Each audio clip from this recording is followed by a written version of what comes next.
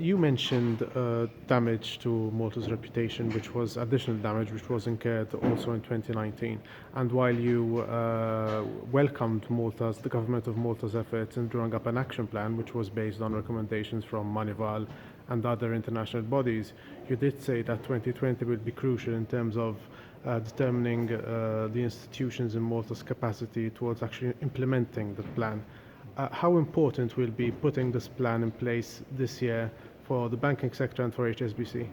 I think for the banking sector it is essential that plans and good intentions are important, but ultimately, if we take Moneyval as an example, it is an evidence and outcome-based process.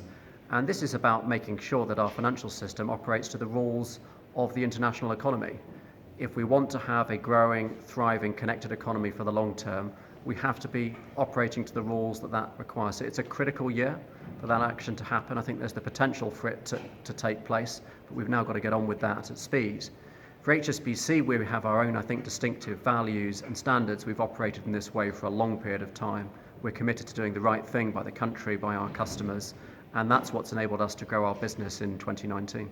Are you confident Malta is on the right road towards fixing its reputation?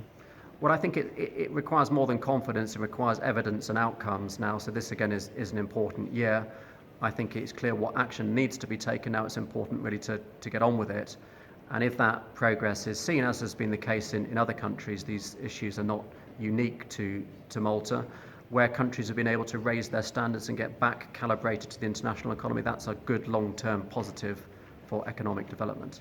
And on another matter, last year HSBC announced that it would be closing a number of its branches. And you said today as well that it's a reflection of your customers' shift in preferences towards internet digital banking. But it's also raised some concerns about the permanence of the bank's presence here in Malta. Are you able to put people's mind at rest that HSBC has a long-term commitment towards being on the island? Look, I think sometimes people misunderstand what's happening in banking, and let me give you a couple of data points that explain it. Digital usage last year went up 92%. That's 92% in just 1 year. New customers at HSBC went up 60%. 95% of them applied online. We're sitting here talking to each other, and you're recording this interview on a mobile phone. So not everybody is going to use mobile and digital for how they do their banking, but lots more people are, and we simply have to respond to that. Branches are just as important for the future as they have been in the past. They're just changing and modernising, just like banking has done through the generations.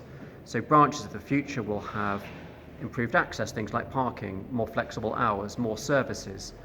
So I think there'll be better branches, they'll be better for customers and better for colleagues, and we're simply organising around the way that customers are leading their lives. So, all things considered, would it be safe to say that HSBC doesn't have any plans to leave Malta? Well, I think people have to judge us at the end of the day by the actions we're taking, and something I'm particularly excited about this year is the new flagship branch we're opening in Orme, and we're making really good progress. We've ordered the furniture, I think it's on the ship at the moment. We had a launch ceremony for a groundbreaking ceremony for that branch just a few weeks ago. So people need to see what we're doing. We're taking action, we're launching new things, and that's coming this year, building on what we launched in 2019.